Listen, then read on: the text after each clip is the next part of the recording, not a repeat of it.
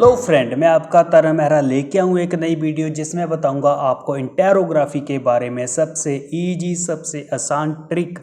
तो बने रहिए मेरे रेडियोलॉजी डेप्थ यूट्यूब चैनल पे। सबसे पहले हम रजिस्ट्रेशन करेंगे, पेशेंट का नेम, देन पेशेंट की आईडी। पेशेंट का नाम सेम हो सकता है, पेशेंट की आईडी सेम नहीं हो सकती। उसके बाद सेलेक्ट करेंगे हम मेल। पेशेंट की एज सेलेक्ट करने के बाद एग्ज़ाम पे जाएंगे तो पेशेंट का प्रोटोकॉल सेलेक्ट करेंगे हम अब्डोमेन का। तो इसमें उसके बाद पोजीशन चेक करनी है, ओके करेंगे। ओके करने के बाद तो हमारा जो टोपोग्राम, एनसीसीटी अब्डोमेन और इंटेरोग्राफी, तो सेम सबसे पहले हम टोपोग्राम लेंगे। लोड करा मैंने, आप देखोगे मैंने कंट्रास्ट की जगह पे इंटेरोग्राफी लिखा है, वो क्यों मैं आपको आगे चलते हुए वीडियो में बताऊंगा। तो अभी स्टार्ट कर रहा हूँ। इसमें पेशेंट को सांस रोकने के लिए बोला जा रहा है 1। तो अभी जो सेकंड सांस लेने के लिए वो फिनिश हो गया, हमारी स्कैन स्टार्ट हो गई है। लोकलाइज़र आपके सामने आ गया है अब्डोमेन का। इसे हम स्काउट बोलते हैं, टोपोग्राम बोलते हैं, लोकलाइज़र बोलते हैं। बेसिकली लोकलाइज़र हम एमआरआई में बोलते हैं, इसमें हम स्काउट और टोपोग्राम बोल सकते हैं। तो इसमें आपने सेम अब्डोमेन जितना ही एफओबी लेना है। जहाँ से हमारा अब्डोमेन लीवर देख रहे हो, लीवर के जो डोम्स ऑफ डायफ्राम है इससे थोड़ा सा ऊपर, ताकि पेशेंट जो लंबा सांस ले तो इसमें कटे ना। ठीक है, तो लंबा सांस लेने के बाद कभी कभार होता है हमारा स्कैन कट जाता है, यदि थोड़ा सा एक्स्ट्रा लिया होगा तो नहीं कटेगा। तो एफओबी पूरा सेलेक्ट कर दिया है, ओके है। तो इसके बाद अभी मैं टेबल को मूव कर रहा हूँ। जो ब्लू कलर की लाइन है आपको ऊपर जाती हुई दिखाई दे रही है। ठीक है, तो अभी आपने थोड़ा सा वेट करना है। नीचे देखिए स्कैन लोडिंग हो रही है। जब स्कैन लोड हो जाएगी उसके बाद स्टार्ट का ऑप्शन आया, मैंने प्रेस करा स्टार्ट। इसमें मशीन से आवाज़ आ रही है सांस रोकने के लिए। 6 सेकंड के बीच में आवाज़ आएगी तो वो सांस रोकना होगा। तो उसके बाद हमारी जो स्कैन है वो स्टार्ट हो गई है। काउडल टू क्रेनियो, सिर से लेके पैर वाली साइड में हमारी स्कैन जाएगी जितना हमने एफओबी लिया होगा। तो आपसे ज़्यादा स्कैन हमें देखने को मिल गई है। तो अभी नीचे की ओर जा रही है स्कैन। तो अभी जो हमारा प्लेन अब्डोमेन है वो हमारा कंप्लीट हो गया है। तो इसमें नेक्स्ट पाउज डाला हुआ, पाउज पे आके अपने आप मशीन रुक जाएगी। यदि हम पाउज को कट कर देते, पाउज ना डालते, तो इसमें क्या होना था, प्लेन स्कैन होती। प्लेन स्कैन होने के बाद ऑटो मशीन अपने आप स्टार्ट हो जाती और हमारा टेबल मूव हो जाता और स्कैन दोबारा फिर अगेन प्लेन स्कैन हो जानी थी। तो जिसमें हमें कंट्रास्ट ना मिलता, क्योंकि कंट्रास्ट इसलिए नहीं मिलना था क्योंकि हमें टाइम ही नहीं मिलना था कंट्रास्ट देने का। इसलिए हमने प्लेन के बाद पाउज डाला हुआ है। पाउज पे मशीन अभी रुक गई है। तो जब भी हमने इसको मूव करेंगे मैनुअली करेंगे, मैनुअल के बाद स्टार्ट करेंगे, फिर जाके हमारी मशीन स्टार्ट होएगी। पाउज नहीं होता तो ऑटो मशीन अपने आप चल जानी थी, दोबारा फिर हमारे पास प्लेन स्कैन मिल जाना था। तो पाउज डालने के बाद अभी क्या करना है, हमने इंजेक्टर पे जा रहे हैं। इंजेक्टर पे जाने के बाद हम पेशेंट को कॉन्ट्रास्ट देंगे। कॉन्ट्रास्ट देने के बाद जो हमारा स्कैन है वो स्टार्ट करेंगे। स्टार्ट करने के बाद जो हमारा वीनस फेस है वो हमें मिल जाएगा। ठीक है, तो अभी आपको थोड़ा वेट करना पड़ेगा। वेट करना है इसलिए क्योंकि अभी मैंने सारा प्रोसेस करना है, पेशेंट को चेक करना है कोई प्रॉब्लम तो नहीं है। कभी कभार क्या होता है, प्लेन में पेशेंट घबरा जाता है, पेशेंट अच्छे से सांस रोक रहा है, सांस लेने में कोई प्रॉब्लम तो नहीं हो रही, इसलिए मैं पेशेंट के पास जा रहा हूँ। उससे पहले मैं एक बार रिकॉन कर लेता हूँ। मैंने स्कैन कैंसिल करी, कैंसिल करने पे उसके बाद मैंने पेशेंट का जो रिकॉन है सेकंड, उसको सेलेक्ट करने के बाद रिकॉन करा। बट अभी आप इसमें देखोगे जो हमारा इंटेरोग्राफी का सेकंड एफओबी था वो नीचे चला गया है। मैं आपको दिखाऊंगा अभी चलती वीडियो में, पहले रिकॉन हो जाए। रिकॉन वैसे ही होगा जैसे हमारी स्कैन हुई है। हमारी स्कैन जो स्टार्ट प्लेन हुआ था वो हमारा क्रेनियो टू काउडल की ओर से हुआ था, तो वो ही उस अकॉर्डिंग हमारा रिकॉन हो रहा है क्रेनियो से लेके काउडल की ओर से, ऊपर से लेके पैर की ओर से। रिकॉन जब हो जाएगा तो आपको साथ साथ में देखने को मिलेगा। रिकॉन क्या होता है, फर्स्ट हमें 5 mm के कट्स मिले थे, तो अभी सेकंड 1.5 या 1.2 या 0.7 या 1.0 के आप रिकॉन कर सकते हो अपनी मर्जी के अकॉर्डिंग, आपको जितना रिकॉन चाहिए होगा। ठीक है। अभी मैं आपको बताता हूँ कि जो हम रिकॉन करते हैं तो उसके बाद FOV हमारा नीचे चला जाता है, उसको दोबारा कैसे लेके आ सकते हो। आपने जूम कम करना है, जूम कम करने के बाद जो आपका FOV नीचे गया हुआ है तो आपको उसको प्रॉपर पकड़ के सेंटर से ऊपर लेके आना है सेम FOV पे, तो जिसमें आपका अबडोमन डोम सॉफ्ट डायाफ्राम से थोड़ा ऊपर हो और नीचे प्यूबिक सिम्फाइसिस से नीचे हो, ताकि हमारा जो अबडोमन है प्रॉपर कटे ना, ऊपर से लीवर ना कटे, नीचे से प्रोस्टेट ब्लैडर ना कटे। ठीक है, तो आपने जब आपका सही है तो उसके बाद आपने क्या करना है, इसको मैं लोड करूँगा। लोड करने के बाद जो हमारा टेबल होगा वो ऊपर आए, तो आप देख सकते हो इसमें मूव का ऑप्शन आया है। तो मैंने मूव को प्रेस करा तो आपको ब्लू कलर की लाइन है वो ऊपर जाती हुई दिखाई दे रही थी। तो उसमें हमारा जो स्कैन है वो ऊपर से स्टार्ट होएगा। तो उससे पहले मैं आपको रिकॉन दिखा रहा हूँ। काउडल से क्रेनियो की ओर जा रहे हैं, हम देख रहे हैं ताकि कोई प्रॉब्लम हो तो हमें ईजिली पता चल जाए, तो हम उस अकॉर्डिंग पेशेंट की स्कैन करेंगे। पेशेंट को हमने इसमें इंटेरोग्राफी दिया हुआ है, पॉजिटिव कंट्रास्ट बिल्कुल नहीं दिया हुआ है। इंटेरोग्राफी से क्या होती है, जो हमारी क्रोन डिसीज़ होती हैं या पैथोलॉजी कुछ भी होती है जो पॉजिटिव कंट्रास्ट में हमें नहीं देखनी, नेगेटिव में देखनी होती है, तो ईजिली हमें पता चल जाता है कि जो इंटेस्टाइन की आउटलाइन है वो कैसी दिख रही है, उसमें कोई फाइंडिंग तो नहीं दिख रही, उसकी साइडों से कोई किसी तरह का कैल्सिफिकेशन। ठीक है, ऐसी चीज़ें काफ़ी होती है, उसके लिए मैं आपको डिटेल में एक वीडियो बनाऊंगा। बट इसमें यही है कि इसमें पॉजिटिव कंट्रास्ट नहीं देते, हम इसमें सिर्फ नेगेटिव कंट्रास्ट देते हैं। मैनिटोल दे सकते हैं, पैगलैक दे सकते हैं। ठीक है, जिससे हमारी इंटेस्टाइन डायलेटेड हो जाती है, तो हमारा ईज़िली डायग्नोस हो जाता है। ठीक है, तो यदि आपको इसमें कोई प्रॉब्लम दिख रही है तो आपका स्कैन करने का तरीका चेंज हो जाता है। आप किस एंगल से स्कैन को देख रहे हो और किस एंगल से करोगे, ये सारा आप पे डिपेंड करता है, रेडियोलॉजिस्ट पे डिपेंड करता है कि उसको किस प्रॉब्लम को देखना है। ठीक है, तो अभी ये हमारा इंटेरोग्राफी पे हुआ, जो मैंने सारा आपको समझा दिया है। तो अभी मैंने 55 सेकंड पे करना था, जैसे 55 सेकंड इसके हुए तो मैंने साथ के साथ पेशेंट को सिलेक्ट कर दिया है, स्टार्ट किया। स्टार्ट करने के बाद जो हमारा टेबल है हमारा क्रेनियो टू काउडल की ओर जाएगा। आप देख सकते हो इसमें कंट्रास्ट बहुत अच्छी इन्हांसमेंट आई हुई है, प्रॉपर वेंस फिल हुई हुई है। जो हमारी इंटेस्टाइन की है इन्हांसमेंट वो भी हमें दिख रही है, बॉर्डर लाइन इसकी दिख रही है, आउटलाइन जिसे हम बोलते हैं, उसमें किसी तरह की कोई भी फाइंडिंग है तो ईजिली हमें पता चल सकता है। ये तो हमारा था इंटेरोग्राफी, कंप्लीट हो गया है। तो अभी इसमें मैं रिकॉन कर रहा हूँ। जो रिकॉन भी है, आपको जैसे स्कैन आपकी चली थी वैसे ही सेम इंटेरोग्राफी में स्कैन चल रही है क्रेनियो टू काउडल से। ये लीवर का लेवर आपको दिखाई दे रहा है, किडनीज, पैनक्रियाज, अभी जो आपकी मेजेंट्रिक है, बाउल्स हैं, लार्ज और स्मॉल इंटेस्टाइन दिख रही है आपको, बहुत अच्छी तरीके से डायलेटेड हुई है। आपका इंटेरोग्राफी का प्रोसेस है, ईजिली आपको समझ लग गया होगा, सारा अबडोमन के जैसे ही करना है। Thank you for watching this video, please subscribe my YouTube channel और मेरे को इंस्टाग्राम पर भी अच्छी अच्छी अपडेशन के लिए फॉलो करते रहिए। Thank you so.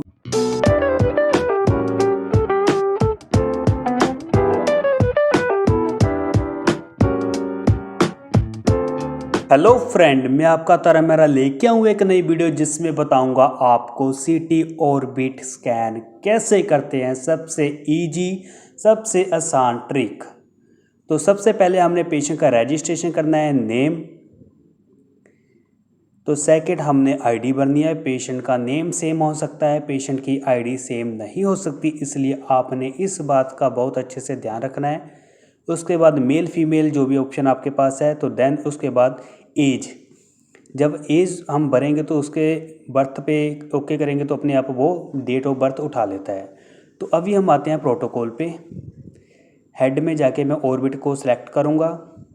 सिलेक्ट करने के बाद आपने पोजीशन देखनी है, जैसी भी आपको पोजीशन चाहिए। ठीक है, तो मेरा पेशेंट हेड स्पाइन में लेटा हुआ है तो मैं हेड स्पाइन में करके ओके कर दिया मैंने। देन तो उसके बाद मैं टॉपर आर्म ऑर्बिट अभी लोड करा है। लोड करने के बाद मुझे एक ऑप्शन आ रही है कि आप लोड करना चाहते हो इसको, तो मैंने जैस बोला तो लोड कर दिया मैंने सेकंड ऑप्शन पे भी। देन इसके बाद टोपोग्राम के आप देखोगे प्रेस स्टार्ट, तो मैंने प्रेस स्टार्ट का बटन प्रेस करा। ठीक है, तो प्रेस करने के बाद इसने जितने सेकंड लिए, सेकंड लेने के बाद जो हमारा सहज का टोपोग्राम है वो हमारे सामने आ गया है। ठीक है, लैटरल टोपोग्राम। तो अभी हमने इसका ऑर्बिट करना है, तो हमें ध्यान से देखना है कि जो ऑर्बिट वाला एरिया है इसका कम ना हो। ठीक है, जितना ऑर्बिट है उतना ही लेना है। तो इसमें जितना lower wall of orbit, upper wall of orbit का खास ध्यान रखना है कि कट ना जाए। कहीं पेशेंट को कभी कभार होती है प्रॉब्लम, ऊपर मुंह उठा लेता है, नीचे उठा लेता है, तो इसके कारण हमारा जो स्कैन है वो कट जाता है। ठीक है, तो हमने जो फोकस है मेनली ऑर्बिट पे ही करना है। थोड़ा सा मैक्सी साइनस नीचे से ले लेंगे, ऊपर से भी थोड़ा फ्रंटल ले लेंगे, ताकि हमारा जो स्कैन है वो कटे ना। तो अभी जो टेबल मैं उसको मूव कर रहा हूँ, आप ब्लू कलर की लाइन है वो देखी थी आपने, ऊपर चली गई है। तो जो टेबल हमारा पोजीशन पे आ गया है, तो उसके बाद मैंने लोड करा। लोड करने के बाद स्टार्ट की ऑप्शन आई है, तो मैंने अभी इसको स्टार्ट करूँगा, देख लूँगा कोई एरिया मेरा कट तो नहीं रहा। ठीक है, ऊपर से नीचे से राइट से लेफ़्ट से हमें एयर सेल से कोई मतलब नहीं है। ठीक है, तो इसके कट्स देखने हैं कितना टाइम लेगा और कितने सेकंड में हमारी स्कैन होती है। ठीक है, यदि हमारा एफओबी बिल्कुल सही है, ठीक है, तो कहीं से कट नहीं रहा, तो आपने इसको स्टार्ट करना है। तो अभी जो हमारा स्कैन है वो काउडल टू क्रेनियो की ओर चल रहा है। तो इसकी जो राइट वाली ऑप्टिक है, ठीक है, तो आपने उसमें देखा होगा एक शार्प चमकीली चीज़ आपको दिखाई दी है। ठीक है, यदि आप सहज में भी देखोगे, लैटरल इसका देखोगे टोपोग्राम, उसमें भी आपको एक फोरगन बॉडी दिखाई दे रही है, जो राइट में ये देखिए आपको दिखाई दे रही है। बहुत आर्टिफैक्ट इसका आ रहा है। तो पेशेंट की इसमें हिस्ट्री क्या थी, तो उससे पहले मैं क्या करता हूँ, इसको रिकॉन कर लेता हूँ आपको डिटेल में समझाने के लिए। रिकॉन में मैंने जैसे देखो, आपने इसमें एक्सेल और 3D का ऑप्शन था, मैंने इस पर 3D पे क्लिक करा तो हमें 3 सेक्शन इसमें मिल गए हैं। तो आप अपने अकॉर्डिंग इसको सेट कर सकते हो, जिसमें हमें इसकी सिमेट्री अच्छे से मिल जाए। जैसे रिकॉन करे तो हम साथ के साथ इसकी फ़िल्म बना दें। तो कभी कभार होता है जो हमारी सिमेट्रिबल नहीं होती, प्रॉपर हमारा स्कैन नहीं होता, कभी ऑर्बिट पहले खुलता है, राइट वाला बाद में खुलता है, जो ऊपर नीचे ऐसा कुछ होता है। तो आप इसमें सेट करके इसको रिकॉन कर सकते हो, जिससे आपको अच्छे से रिकॉन मिल रहा है। तो बोन का तो मैंने कर लिया, अभी मैं इसके सॉफ्ट विंडो का कर रहा हूँ। ठीक है, तो इसको भी मैं सेम वैसे सेट करूँगा जैसे मैंने बोन का करा हुआ था। इसमें एफ ओ भी अपने अकॉर्डिंग कम ज़्यादा कर सकते हो। तो अभी इसको भी मैंने रिकॉन करा, तो जो फर्स्ट बोन वाला रिकॉन आपके सामने आ रहा है, रिकॉन आप अपने अकॉर्डिंग कर सकते हो। इसको 0.7, 8, 9, 1, 1.2, 1.5 जितना आपको चाहिए आप अपने अकॉर्डिंग इसको रिकॉन कर सकते हो। ठीक है, वो आपके हाथ में ही है। यदि आपको रिकॉन में कोई प्रॉब्लम आती है, तो रिकॉन की विंडो मैंने ऑलरेडी एक बनाई हुई है। विंडो कैसे चेंज कर सकते हैं, कम ज़्यादा कैसे कर सकते हैं एरिया, वो विंडो आप देख सकते हो मेरे चैनल में। जो इसकी सॉफ्ट विंडो है वो भी रिकॉन हो रही है, बोन विंडो तो रिकॉन होकर हमारे सामने आ गई है। ठीक है, जो आप साइड वाली ब्लू लाइन देखोगे, यदि वो आधे से थोड़ी कम जाती है तभी वो रिकॉन हमें शो होना शुरू हो जाता है। जिस सेकंड वाला स्टेप है बोन की होगी थी, अभी सॉफ्ट विंडो की जो ब्लू कलर की लाइन है थोड़ा सा ऊपर जाती है, तो आपको दिखना स्टार्ट होएगा सॉफ्ट विंडो का जो हमने रिकॉन करा हुआ है। ठीक है, ये देखिए अभी जो सॉफ्ट है वो आपके सामने आना स्टार्ट हो गया है। जो ब्लू कलर की लाइन है वो देखिए साथ साथ में ऊपर तक जा रही है। यदि वो कंप्लीट ऊपर तक चली जाएगी तो आपका जो रिकॉन है वो सारा आपके सामने आ जाएगा। नहीं तो आप साइड वाली लाइन से भी देख सकते हो। अभी आप देखिए राइट वाली जो फोरगन बॉडी है उसका कितना ज़्यादा आर्टिफैक्ट हमें देखने को मिल रहा है। तो अभी इसमें रिकॉन होने के बाद मैं स्कैन को 3D में लोड कर रहा हूँ, तो उसमें हम डिटेल में देखेंगे कि क्या प्रॉब्लम है पेशेंट को। फोरगन बॉडी आपको देखने को मिलेगी यहाँ पे। तो इसमें पहले वीआरटी आपको मैं दिखाता हूँ। वीआरटी में बहुत अच्छे तरीके से दिखेगा। ये देखिए राइट साइड में जो फोरगन बॉडी है पेशेंट के, पेशेंट एक वुडन का काम करता था, जो इसकी हैमर होता है, हैमर का कुछ पीस निकल के इसकी आंख में लगा। ये 3 दिन पहले की बात थी।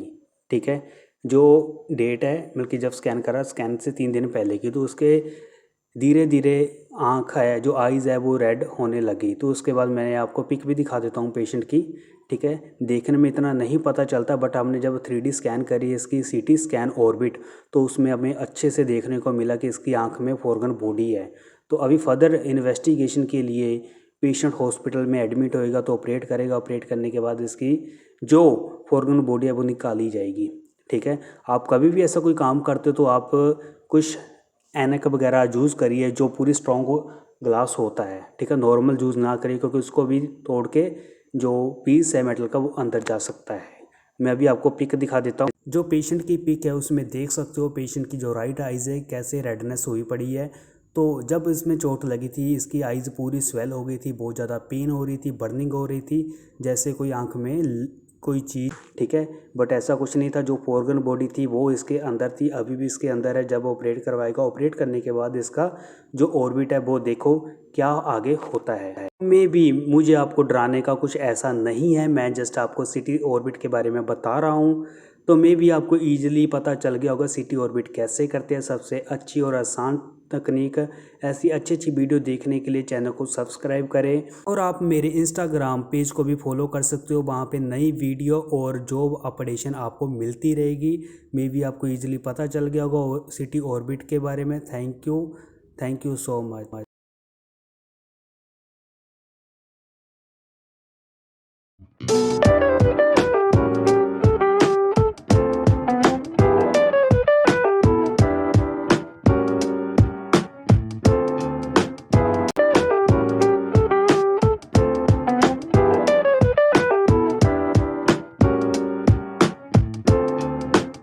हेलो फ्रेंड, मैं आपका तरह मेरा लेके आऊँ एक नई वीडियो, जिसमें बताऊंगा आपको CT हेड और सर्वाइकल एक बार में कैसे कर सकते हैं और क्वालिटी अच्छी कैसे ला सकते हैं।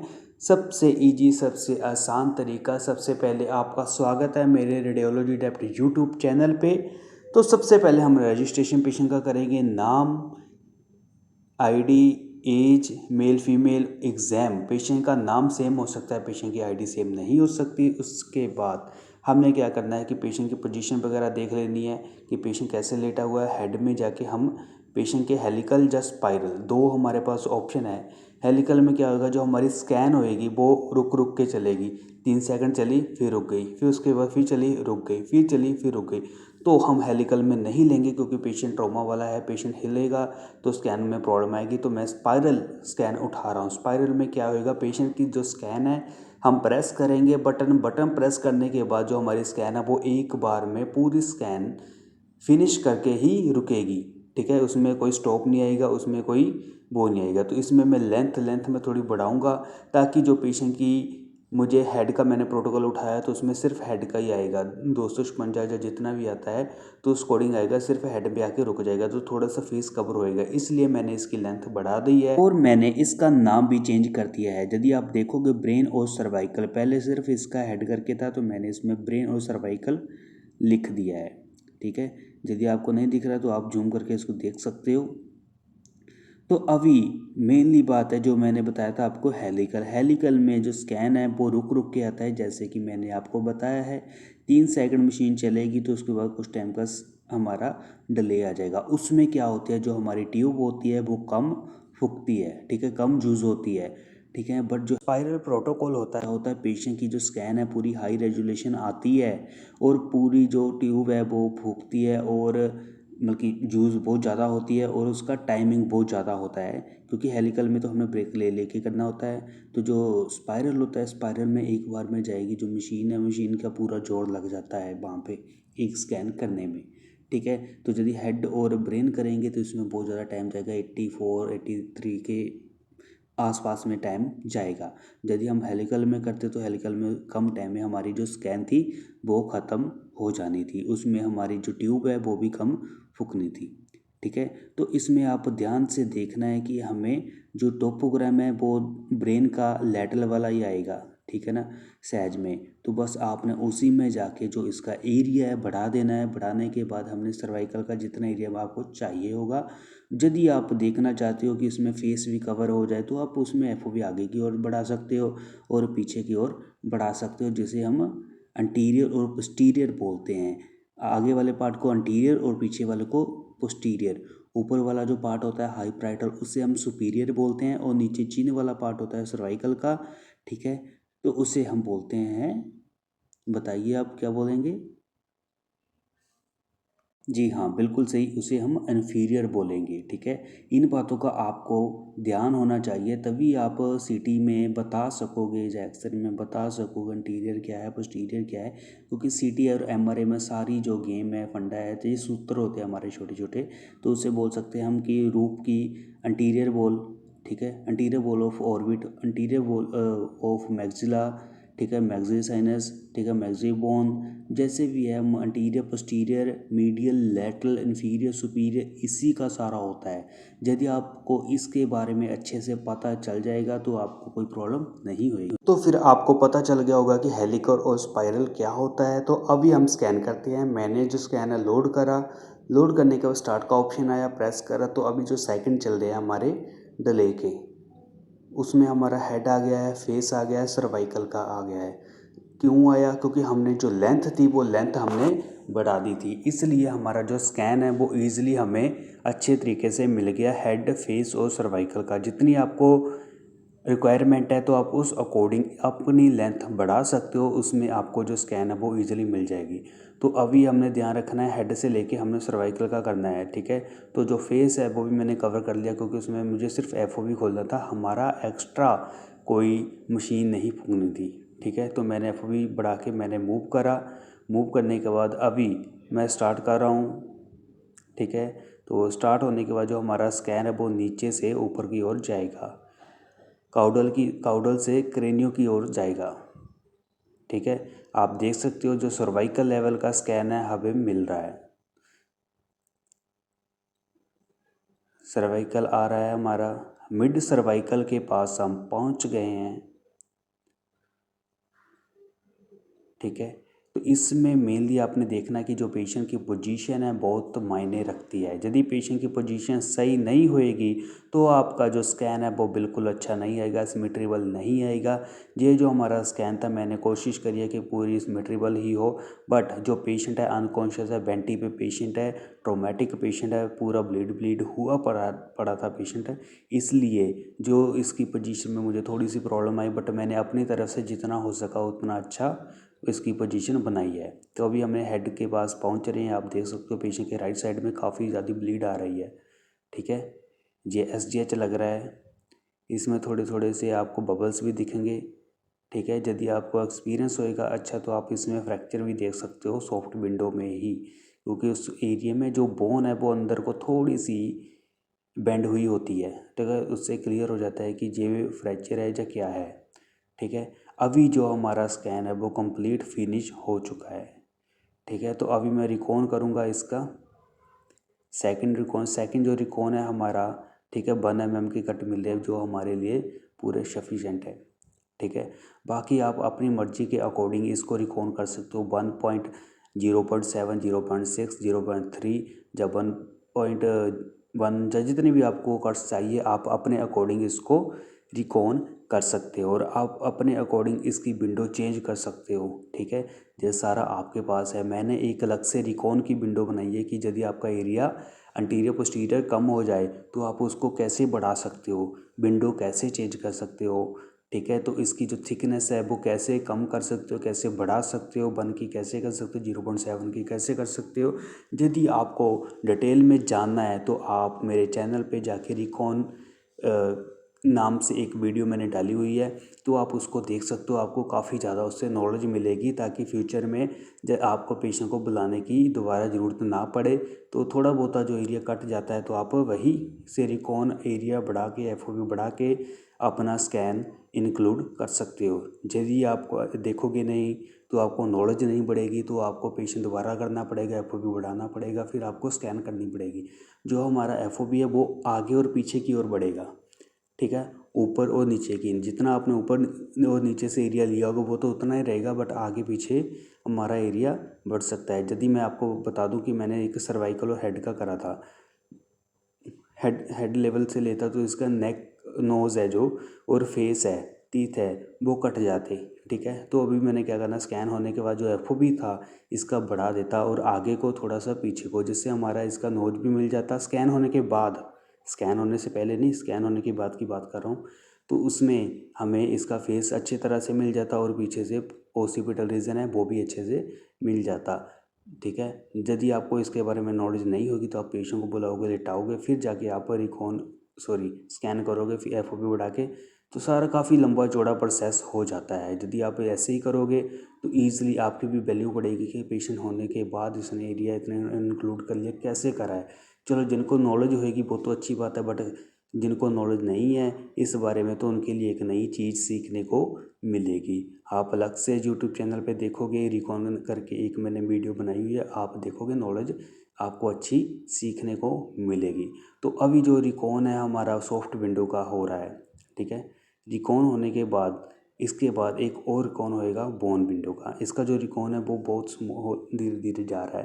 क्यों जा रहा है कि हमने स्पाइरल में करा हुआ है, इसके जो कट्स है बहुत कम है थिकनेस के। ठीक है, यदि हम थोड़े से 2 mm के लेते, 3 mm के लेते, बट उसमें आपको अच्छी तरह से डिफ़ाइन नहीं कर सकते थे कि क्या कोई कंफ्यूजन पड़ी हुई है या क्या प्रॉब्लम है। ठीक है, तो आप इसमें कम, जितना भी आपने बोन विंडो देखनी है उसमें शार्पनेस चाहिए होती है विंडो में, और उसकी जो थिकनेस है वो कम होनी चाहिए।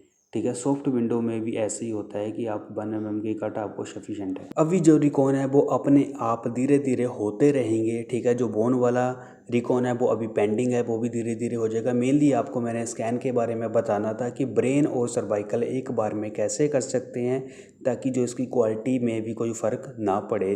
तो मे भी आप ईजिली समझ गए होंगे कि कैसे स्कैन करते हैं। Thank you for watching this video. Please subscribe my YouTube channel, और आप मेरे को अच्छी अच्छी अपडेशन के लिए इंस्टाग्राम पर भी फॉलो कर सकते हो, जिसमें मैं नई वीडियो और नई रील्स कुछ सीखने के लिए और जॉब के रिलेटेड भी अपडेशन देता रहता हूँ। ठीक है, तो आप उसको फॉलो करोगे। आपको किसी तरह की कोई क्वेरी है तो आप मेरे को डीएम कर सकते हो। Thank you so much.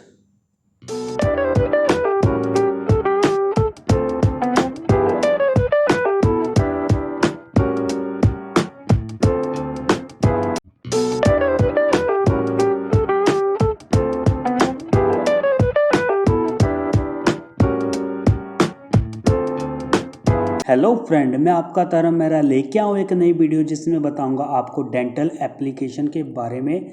City dental application में टीथ की स्कैन कैसे कर सकते हैं, सबसे इजी सबसे आसान ट्रिक। सबसे पहले हमने क्या करना है, पेशेंट के फेस का स्कैन करना है, मैक्सिलरी साइनस से लेके नीचे मैंडिबल तक, ताकि हमारा एरिया आ जाए। उसके बाद हमने पेशेंट को सिलेक्ट करना है। सिलेक्ट करने के बाद हमने क्या करना है, डेंटल एप्लीकेशन में केस को लोड करना है। जब केस लोड हो जाएगा उसके बाद हमने क्या करना है, जो हमारा स्कल है, स्कल को जो टीथ के लेवल पे ओरिएंटेशन को हमने टिल्ट करना है ताकि एक्सेल में हमें अच्छे से मिल सके। उसके बाद हमने एक्सेल पे जाके इसको सिलेक्ट करना है। सिलेक्ट करने के बाद एक एक टीथ छोड़ के हमने इसको ट्रेस करना है, ताकि हमने जो फिल्मिंग में देनी है वो एक एक टीथ छोड़ के देना है, बट फिल्मिंग में पूरा हमें अच्छी तरह से दिखाई देगा। ठीक है, जो हमने करना है ट्रेस, वो जहाँ से हमारे टीथ स्टार्ट होते हैं उससे थोड़ा सा पीछे, ताकि अच्छे से ट्रेस हो सके।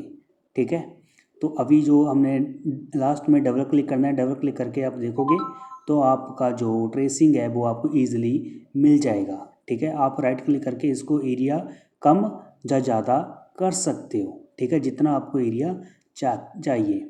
ठीक है, तो आपको जो एरिया है प्रॉपर आपको मिल गया है। मिलने के बाद तो अच्छे से ज़रा देख लेना है।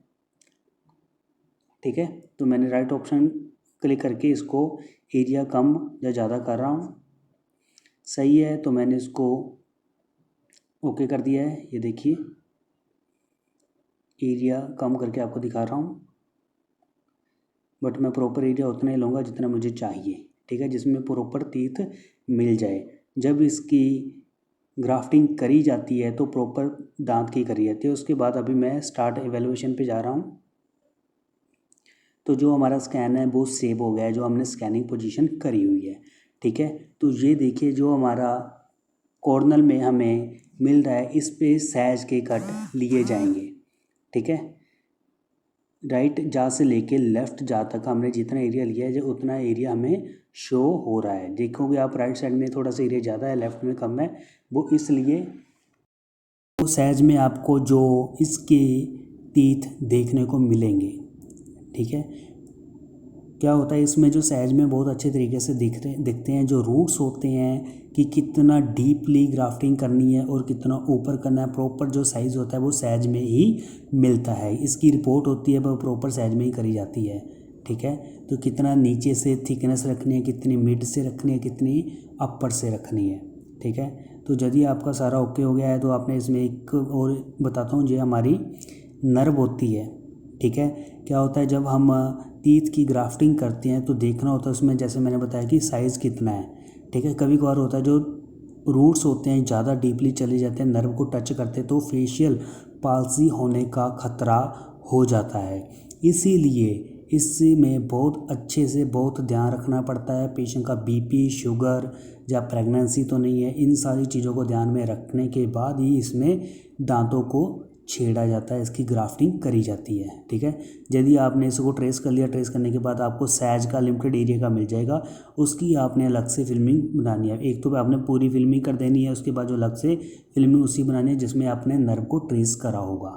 ठीक है, तो ट्रेस करने के बाद जो आपकी फिल्म है वो आपने ईजिली बना देनी है। जैसे ये देखिए मैंने एक इतना एरिया दिया है, उसके बाद आपने नीचे सैज दे देने हैं कि मैं हमने इतने से इतना राइट में, लेफ़्ट से जो ट्रेस करा होगा वो लेफ़्ट में शो कर देने हैं। ठीक है, तो इसमें फिल्मिंग का जो कुछ ज़्यादा इशू नहीं होता। तो हो सकता है तो आप इसमें 3D दे सकते हो कि कौन सा दांत हिला हुआ है, टूटा हुआ है। ठीक है, कितना डीपली गया हुआ है, दांत कौन से टेढ़े हैं, कौन से दांत अंदर को गए हुए हैं। मिप में दोगे तो आपको बहुत अच्छे से दिखाई देंगे इसमें टीथ। ठीक है, तो मे भी आप इजीली समझ गए होगे। Thank you for watching this video. Please subscribe YouTube channel.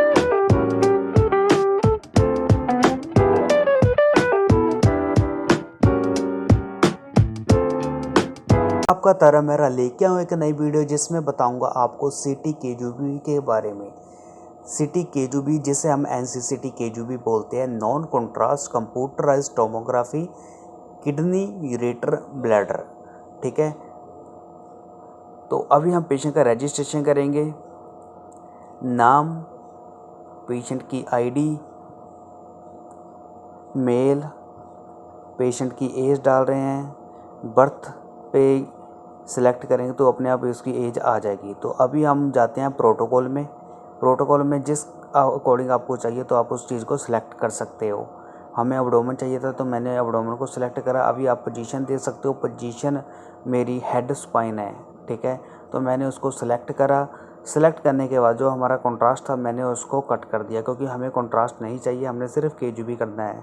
अभी प्लेन एब्डोमेन था तो मैंने भी उसको एडिट करके एनसी केजूबी लिख दिया, नॉन कॉन्ट्रास्ट केजूबी। ठीक है, तो अभी मैं लोड करूँगा। लोड करने से पहले मैं आपको बता देता हूँ कि हाँ भी इसमें पेशेंट की जो लेंथ है मुझे थोड़ी चाहिए था कि कट ना जाए, इसलिए मैंने पेशेंट की लेंथ बढ़ा ली है। तो अभी लोड करा, लोड करने के बाद अभी स्टार्ट का ऑप्शन आया, मैंने स्टार्ट करा। पेशेंट को सांस रोकने के लिए बोला जाएगा इसमें।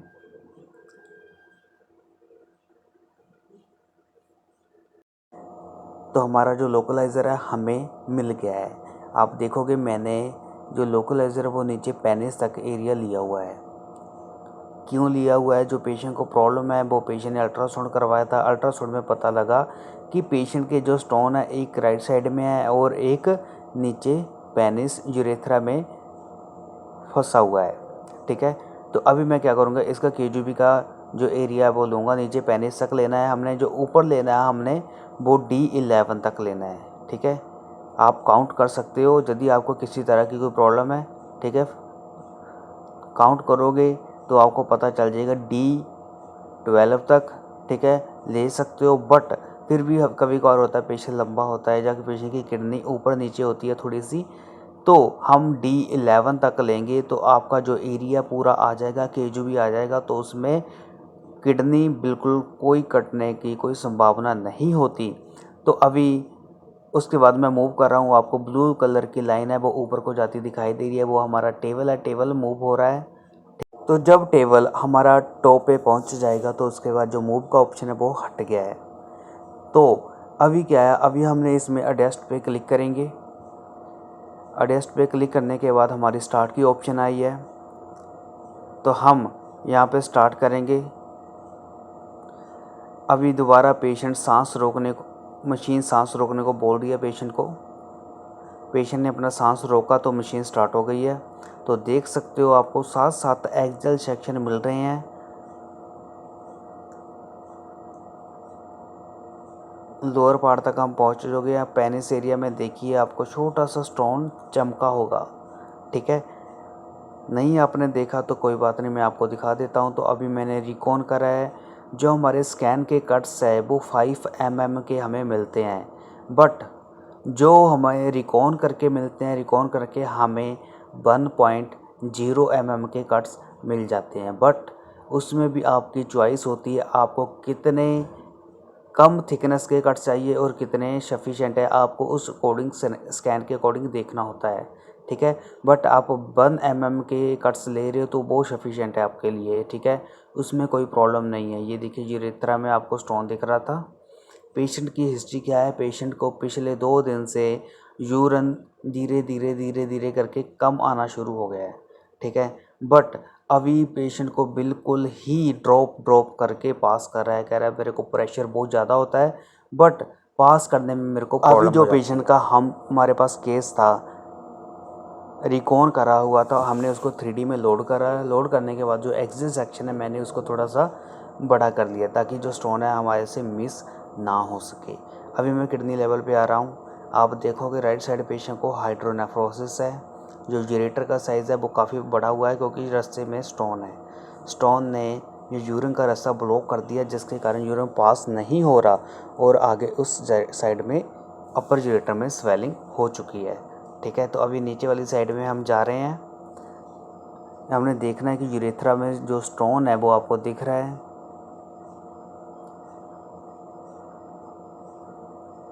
ध्यान से देखना आप। ये प्रोस्टेट आ गया है। प्रोस्टेट के ये देखो आपको दिख रहा है बिल्कुल सेंटर में, ठीक है, स्टोन दिख रहा है यूरेथ्रा में फंसा हुआ। इसी के कारण पेशेंट को ड्रॉप यूरिन आ रहा है।